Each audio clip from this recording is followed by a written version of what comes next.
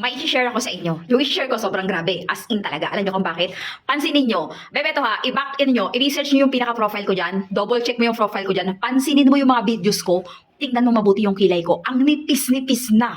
Pansinin mo yung mga videos ko dyan. Ang nipis na ng kilay ko. So ngayon, i-share ko sa inyo kung ano yung ginagamit ko at ano ang dahilan. Bakit kumapal ang kilay ko? So bakit kumapal ang kilay ko? Charan! Naka one battle muna ako nito bago kumapal ang kilay ko. Literal, bebe. Ito bagong bukas na to. Naubos na kasi yung isa. So umorder ako uli. Well, actually, sa buhok talaga to.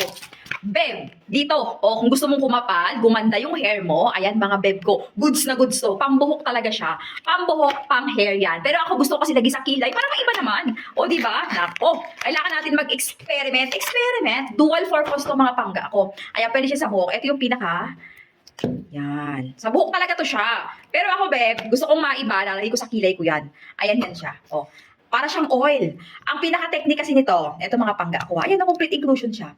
Ayan, Tapos, diba?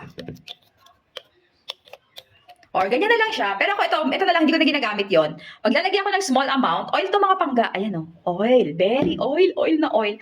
Tapos, lagyan ko ng konti dito sa aking kilay. Umaga at gabi ko siya nilalagay. O kaya sa aking scalp. Ayan, sa scalp ko. Tingnan nyo, ang dami ko ng baby hair. Nang dahil sa kanya. Dumami ang aking baby hair nang dahil sa kanya. Grabe siya. O, diba? Ayan yan. Ay, nako, pag gusto nyo ganyan.